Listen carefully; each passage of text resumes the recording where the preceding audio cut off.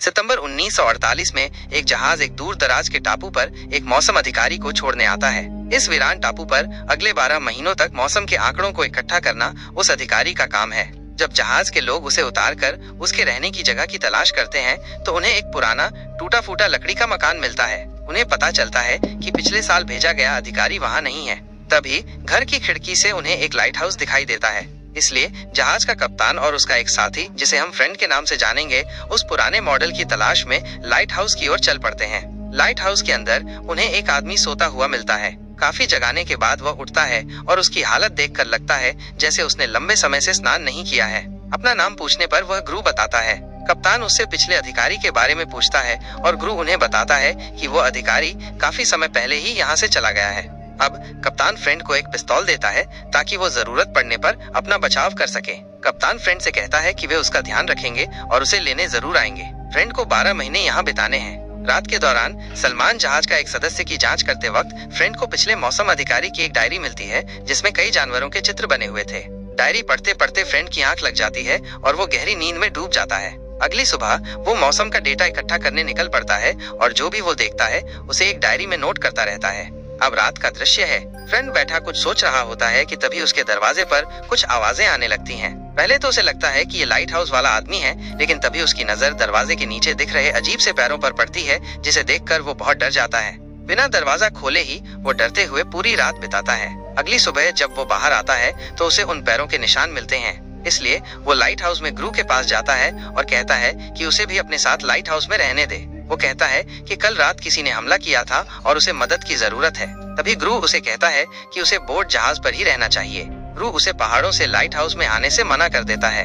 इसके बाद फ्रेंड अपने रहने की जगह के चारों ओर लकड़ी लगाता है। वो कमजोर हिस्सों की मरम्मत करता है और उस जगह को मजबूत बनाने की पूरी कोशिश करता है। अंदर उसे एक राइफल भी मिल जाती है जिससे उसका हौसला और भी बढ़ जाता है। अभी रात के समय वो देखता है कि कुछ अजीब प्राणी पानी से निकलकर उसकी तरफ आ रहे हैं। उन्हें करीब आता देखकर वो डरने लगता है और अगले ही पल वे प्राणी उस पर हमला कर देते हैं। डर के मारे वो उन पर अंधाधुंध फायरिंग करने लगता है। फिर वो अपने चारों ओर मौजूद लकड़ियों में आग लगा लेता है। इस वजह से डरकर वे प्राणी भाग जाते हैं, लेकिन आग ज्यादा बढ़ जाने की वजह से उसके घर का दरवाजा भी जलने लगता है। इसलिए मजबूरन उसे अपनी जान बचाने के लिए घर से बाहर निकलना ही पड़ता है और वो बाहर आकर चट्टानों के पीछे छुप जाता है और वहीं ठिठुरती रात गुजारता है। अगली सुबह उठकर वो देखता है कि रात में लगी आग से उसका पूरा घर जल चुका है। इसलिए वह उन प्राणियों का पीछा करने लगता है ताकि वह उन्हें मारकर लाइट हाउस में रह सके। उनका पीछा करते हुए वह उसी जगह पर पहुंच जाता है जहां वे पानी भर रहे होते हैं। जब वो उनमें से एक प्राणी, जो मादा दिखती है, को शूट करने वाला होता है, तभी गुरु उसे रोकता है और कहता है कि उसे मत मारो, ये एनरिक है और इससे उन्हें कोई खतरा नहीं है। वो बाकियों से अलग है। उनकी थोड़ी बातें होती हैं और फ्रेंड भी गुरु के साथ ही लाइट हाउस में रहने लगता है। फ्रेंड गुरु से पूछता है कि अगर तुम्हें इन जगहों के बारे में पहले से मालूम था तो तुम उस जहाज में छोड़ने आए थे, उसमें क्यों नहीं गए? इसके जवाब में गुरु कहता है कि उसे यहाँ अच्छा लगता है और वो यहीं रहना चाहता है। इसी दौरान गुरु फ्रेंड को 4 लाइफ लाइट हाउस के ऊपर का कमरा में ऊपर आने को कहता है और वे वहीं बातें करते हैं और पहरा देने लगते हैं। कुछ देर बाद जोकर जैसे दिखने वाले प्राणी पानी से निकलकर आने लगते हैं, लेकिन उनके आने पर फ्रेंड डर के मारे गोली नहीं चला पाता और वो डर कर बेहोश हो जाता है। इसलिए गुरु को उनसे अकेले ही रात भर लड़ना पड़ता है। इस वजह से अगली सुबह गुरु थोड़ा गुस्से में होता है, क्योंकि उसे फ्रेंड से ऐसी उम्मीद नहीं थी कि वो इस तरह डरकर बेहोश हो जाएगा। इसलिए गुस्से में गुरु फ्रेंड को जरा पानी का बर्तन भरकर लाने को कहता है। फ्रेंड पानी लाकर देखता है तो फिर उसे एनरिक के साथ गुरु दिखता है और उसे ये सब देखकर बहुत अजीब लगता है और पानी गिर जाता है। इसके बाद जब वे लोग शाम को खाना खा रहे होते हैं तो गुरु फ्रेंड से कहता है कि आज तुम्हारे पास एक और मौका है। रात होने पर वे दोनों फिर से पहरा दे रहे होते हैं और कुछ देर में क्रिएचर्स आने लगते हैं। उनके आने पर गुरु जानबूझकर अंदर का दरवाजा बंद कर लेता है और फ्रेंड को अकेले ही बाहर लड़ने के लिए छोड़ देता है। फ्रेंड दरवाजा खोलने के लिए चिल्लाता रहता है, लेकिन गुरु अंदर जाकर सो जाता है। अगली सुबह गुरु दरवाजा खोलता है तो फ्रेंड बाहर थका हुआ बैठा मिलता है। फ्रेंड अब अपने दिन गिनने लगता है कि उसके 12 महीने कब पूरे होंगे और वो यहाँ से वापस जा पाएगा। अब अगले कई हफ्तों तक उन पर कोई हमला नहीं होता।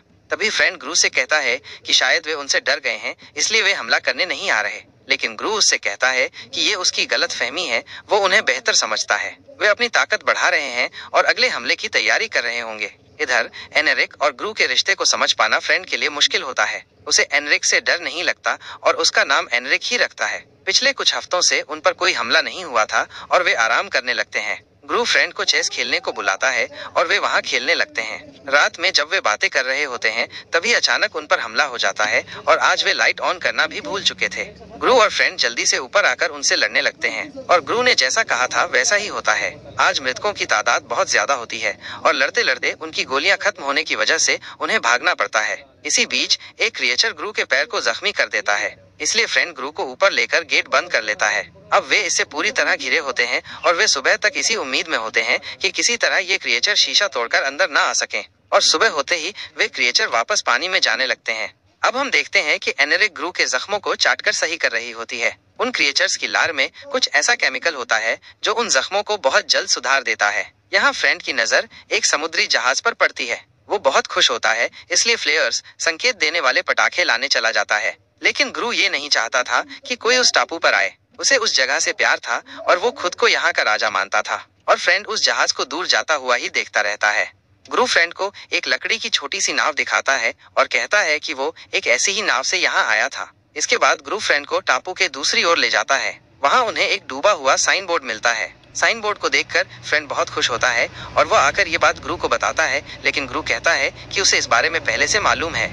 इस पर फ्रेंड ग्रू से पूछता है कि अगर ऐसा था तो तुमने मुझे ये पहले क्यों नहीं बताया। इसके अलावा में ग्रू कहता है कि अगर तुम नाव लेकर जाते तो या तो भूख से मर जाते या ठंड से। इसके बाद ग्रू बताता है कि वो लुटेरों की नाव है जो यहाँ से डायनामाइट की स्मगलिंग करते थे। ये सुनकर फ्रेंड कहता है कि हमें भी डायनामाइट को ढूंढना चाहिए जिससे हम बहुत से क्रिएचर्स को एक साथ मार पाएंगे, लेकिन ग्रू मना कर देता है क्योंकि समंदर में जाना बहुत रिस्की है। लेकिन उसके बाद ग्रू फ्रेंड को एनेरिक के साथ नहाते हुए देखकर चिढ़ जाता है और उसे लगता है कि एनेरिक उसकी जगह ले रहा है। इस वजह से वो अगले ही पल फ्रेंड से कहता है कि मैंने अपना मन बदल लिया है, चलो हम डायनामाइट को ढूंढने चलते हैं। अगले दिन वे नाव लेकर वहां जाते हैं जहां वो शिप डूबा होता है। अब वे लाइफ बोट में कुछ बॉक्स को चेक करते हैं जिनमें से एक बॉक्स में डायनामाइट मिल जाता है और वे दोनों बहुत खुश होते हैं और जल्दी से बाहर आकर लाइट हाउस के चारों तरफ डायनामाइट लगा देते हैं। लेकिन हफ्तों तक फिर से कोई हमला नहीं होता और वे इस बारे में बात कर रहे होते हैं। तभी एनरिक उनके लिए खाना लेकर वहां आती है। ग्रू गुस्से में एनरिक पर चिल्लाता है और कहता है कि जरूर तुमने उन्हें बता दिया है